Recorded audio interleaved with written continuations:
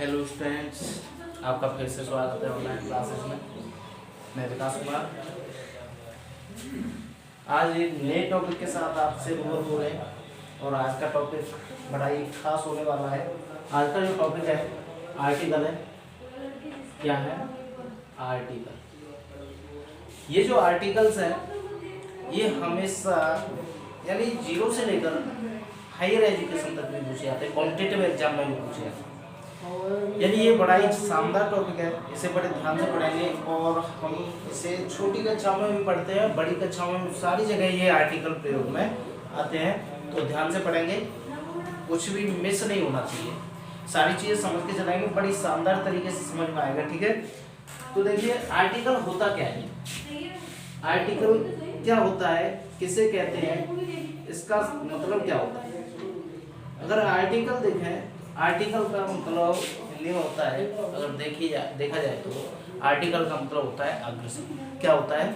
अग्र शब्द। अग्र शब्द से मतलब समझते हो, यानी वे शब्द, अग्र शब्द भी होते हैं, यानी वे शब्द जो किसी शब्द के आगे जोड़कर उसकी स्थिति को निश्चित करते हैं। क्या करते हैं? उसकी स्थिति को निश्चित करते हैं या अनिश्चित, यानी उसकी स्थिति को दर्शाते हैं। कहने का मतलब यह है कि ये वस्तु निश्चित है या अनिश्चित। ठीक है, यानी आर्टिकल क्या है?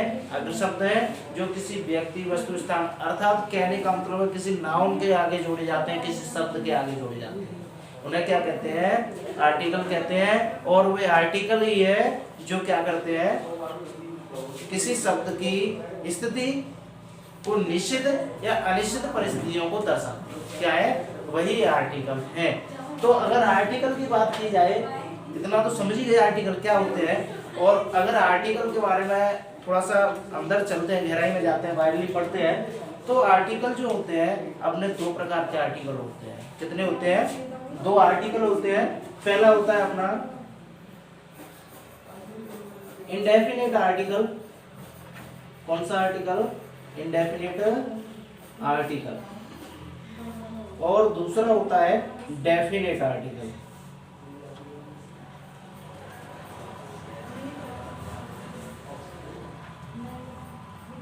डेफिनेट आर्टिकल और इनडेफिनेट आर्टिकल। यानी इतना तो जानते ही होंगे कि डेफिनेट किसे कहते हैं, इनडेफिनेट किसे कहते हैं। इनडेफिनेट मींस अनिश्चित और डेफिनेट मींस निश्चित, जो कि अभी हमने परिभाषा में यूज किए थे, यही दो वर्ड यूज किए थे, है ना। तो सबसे पहले ये देख लेते हैं कि इंडेफिनेट और डेफिनेट आर्टिकल होते क्या है। देखिए, तो सबसे पहले मैं इंडेफिनेट के अंतर्गत बताता हूँ। इंडेफिनेट आर्टिकल जो होते हैं इनके अंतर्गत दो आते हैं। कौन कौन से आते हैं? ए और एन। अब तो समझ ही गए होंगे कि आर्टिकल क्या है, यानी यूज ऑफ ए एन दी। ठीक है, और डेफिनेट आर्टिकल में केवल एक आर्टिकल आता है और वो है अपना द, दी और दी। यानी इसको हम तीन जगह बोलते हैं, तीन तरीके से बोलते हैं, द, दे और दे, है ना। फर्क कितना है कि कब हम इसे दी बोलते हैं, कब इसे द बोलते हैं और कब इसे दे बोलते हैं, ये भी समझना है। पहले आर्टिकल तो हम पढ़ेंगे, लेकिन इससे पहले हम ये भी देख लें कि कब इसे द बोला जाता है, कब इसे दी बोला जाता है और कब इसे दी बोला जाता है। तो हर एक के लिए एक अलग नियम है। जब द हम कब बोलते हैं? जब कोई वर्ड है जो अपना, जब वर्ड की शुरुआत हमारी किससे हो रही हो? कॉन्सोनेंट से हो रही हो। किससे हो रही हो? कॉन्सोनेंट से हो रही हो, तो हम उसे द बोलेंगे। अगर वोवेल से हो रही है अपनी शुरुआत किसी वर्ड की, तो हम उसे क्या बोलेंगे? दे।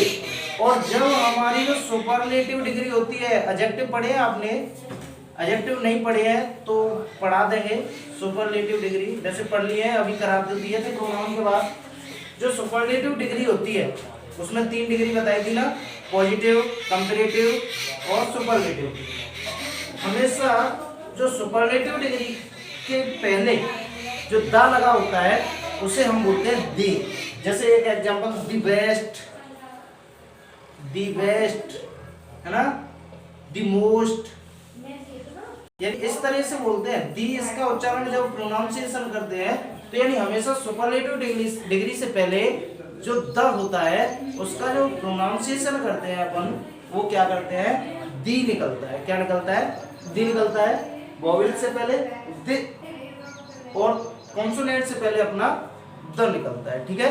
इससे अपनी प्रोनाउंसिएशन सिस्टम भी सुधरता है, अपना जो वोकैब है वो भी सुधरती है, ठीक है। तो ध्यान रखना है।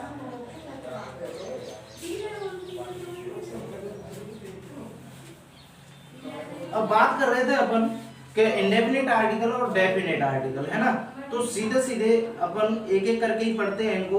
तो सबसे पहले इंडेफिनिट आर्टिकल को ले लेते हैं, ठीक है। सबसे पहले हेडिंग डालेंगे इंडेफिनिट आर्टिकल। और इंडेफिनिट आर्टिकल क्या होता है पहले तो इसे समझ लीजिए, है ना। इंडेफिनिट का मतलब होता है अनिश्चित। क्या होता है? अनिश्चित। यानी ये जो आर्टिकल होते हैं किसी अनिश्चित व्यक्ति, वस्तु, स्थान आज से पहले यूज किए जाते हैं। यानी इनकी कोई फिक्स या श्योरिटी नहीं होती है कि ये कौन है, क्या है, कैसे है, ठीक है। यानी ये निश्चित नहीं होते हैं, अनिश्चित होते हैं। उनसे पहले हमेशा ए और एन का प्रयोग किया जाता है। समझ रहे हैं? Are you getting my point? मैं क्या कहना चाहता हूं, ठीक है। यानी जो निश्चितता होती है वहां तो अपन दा का प्रयोग करते हैं, जहां अनिश्चितता होती है वहां अपन ए और एन का प्रयोग करते हैं। अच्छा, बात ये आती है कि हम करते कैसे हैं, तो इसे अब पढ़ने वाले हैं। इसके लिए भी कुछ खास नियम हैं। आपने अंग्रेजी में कॉन्सोनेंट और वॉवेल्स तो पढ़ ही रखे होंगे। वॉवेल्स 5 होते हैं, ए, ई, आई, ओ, यू। और कॉन्सोनेंट जो होते हैं 26 वर्ड्स में से इन्हें निकाल देते हैं और 5 को, और बाकी जो बचते हैं अपने कॉन्सोनेंट बचते हैं, ठीक है। तो सबसे पहले पढ़ लेते हैं, एक एन को पढ़ लेते हैं, यूज ऑफ एन, ठीक है। Use of N. अच्छा, एन माने भी एक होता है और ए माने भी क्या होता है, एक होता है। फिर इनमें अंतर क्या है वो हम बताएंगे, क्या अंतर है, ठीक है।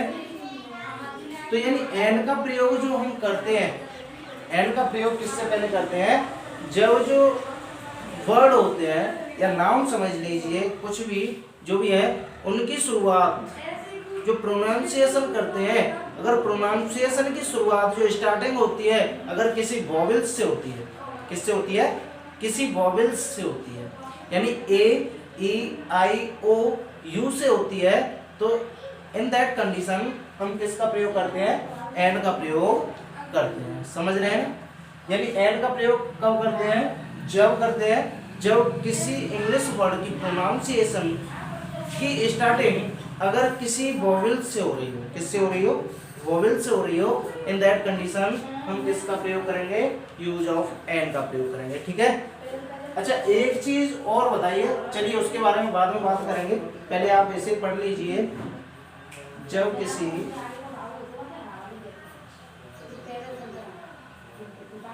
इंग्लिश वर्ड की शुरुआत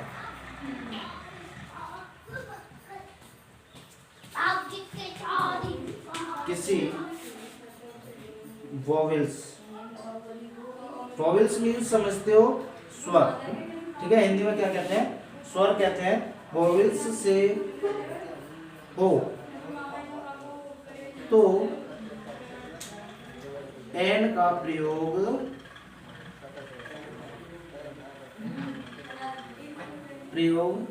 करते हैं।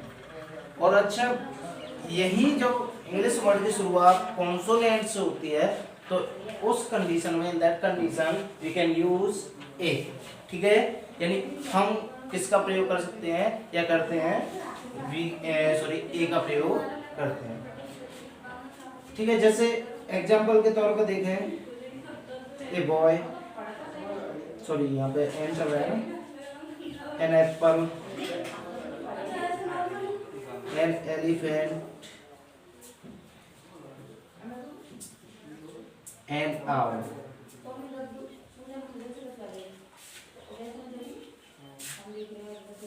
अच्छा, अब एक चीज और देखिए, मैं एक चीज लिख रहा हूं यहाँ पे, वो लिख रहा हूं क्या, जैसे मैंने लिखा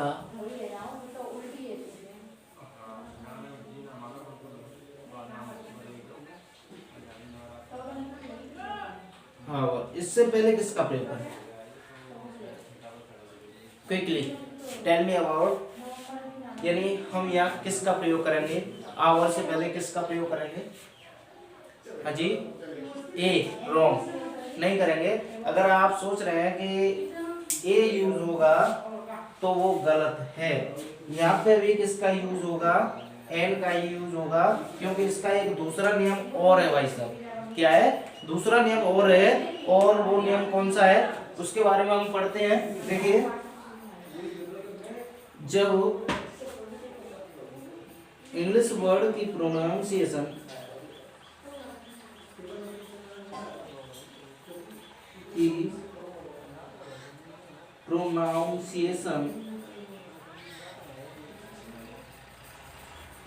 हिंदी में की जाती है, किसमें की जाती है, हिंदी में की जाती है। मैंने मीनिंग्स नहीं लिया है, प्रोनाउंसिएशन लिया है। क्या लिया है, उच्चारण लिया है, ठीक है, केवल उच्चारण की बात हो रही है। हिंदी में की जाती है,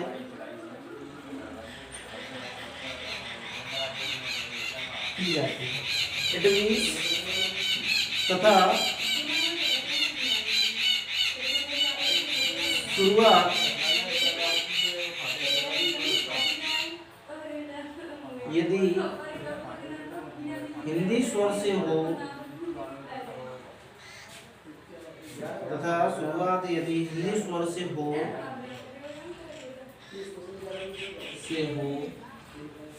तो हम एन का प्रयोग करते हैं। क्या करते हैं, एन का प्रयोग करते हैं।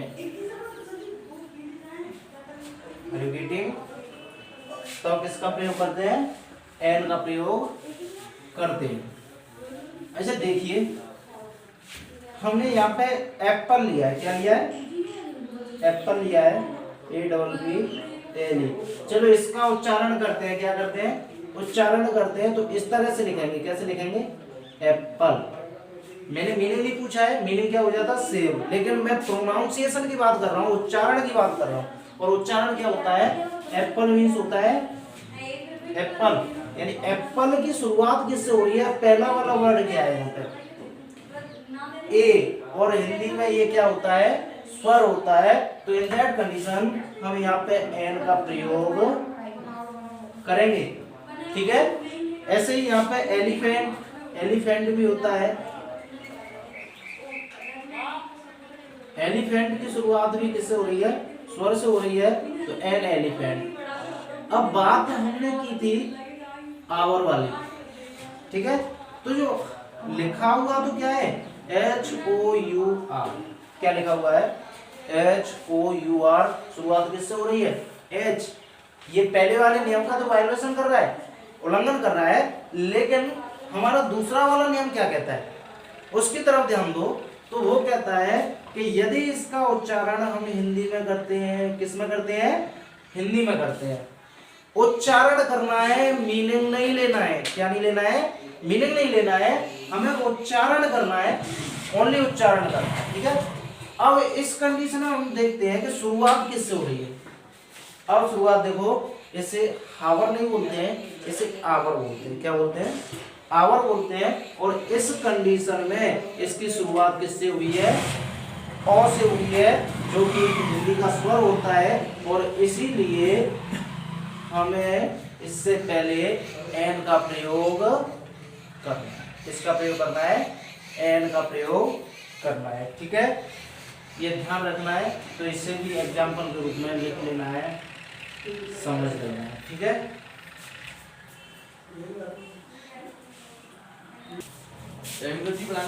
इसी क्रम में अब हम आगे लेते हैं एक और प्रयोग, यूज ऑफ ए। कौन सा, यूज ऑफ ए।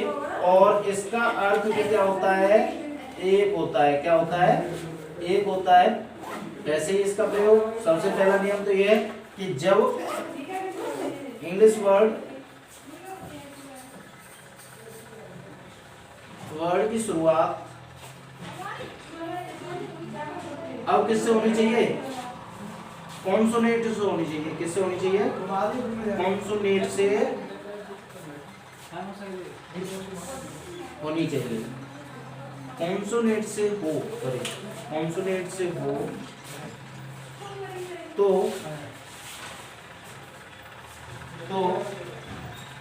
हम ए का प्रयोग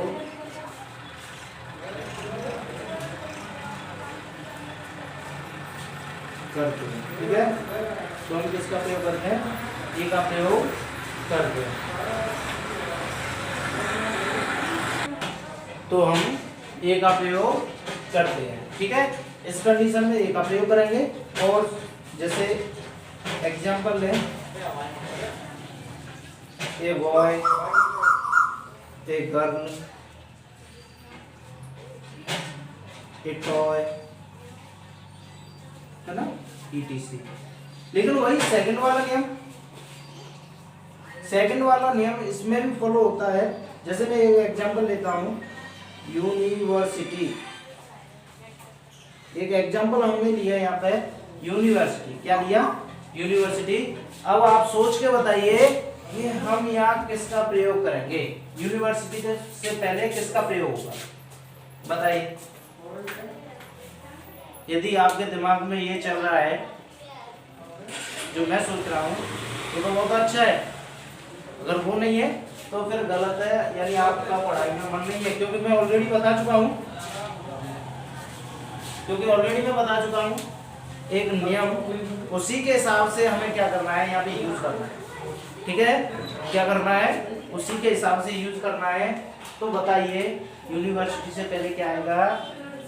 हम वही नियम अपनाते हैं जो एन वाले में अपनाया था। सबसे पहले इसका क्या करेंगे? हिंदी में उच्चारण करेंगे। क्या करेंगे? हिंदी में उच्चारण करेंगे। और हिंदी में उच्चारण करने पर क्या आता है? यूनिवर्सिटी। क्या आता है? यूनिवर्सिटी। अच्छा, यूनिवर्सिटी को जब हम देखते हैं तो इसकी शुरुआत किससे हो रही है भैया? किससे हो रही है? देखिए, हाँ भैया, ये किससे हो रही है? यू से हो रही है। किससे हो रही है? यू से हो रही है। अब बताइए, आप ही बताइए, ये स्वर है क्या? हाँ जी, स्वर है। उसे छोड़ो, वो अगर यू से स्टार्ट हो रही है, इसे छोड़ो कि हम इसे देखकर एन का प्रयोग करेंगे। गलत करेंगे हम, बिल्कुल गलत करेंगे। हमें वो नहीं देखना है, हमें ये देखना है। अब बताइए, यहाँ शुरुआत व्यंजन वर्ड है। क्या है? व्यंजन वर्ड है। और व्यंजन से पहले हमेशा ए का प्रयोग किया जाता है। तो क्या यूज होगा यहाँ पे? ए यूनिवर्सिटी। क्या होगा? ए यूनिवर्सिटी। ठीक है, यहाँ पे इसे भी लिख लो। चलो, ठीक है, ये तो हो गए आपके यूज ऑफ ए और एन का प्रयोग। ठीक है, यानी आपके इंडेफिनिट जो आर्टिकल है यहाँ पे खत्म होते हैं। चलो, एक मैं और पूछ लेता हूं।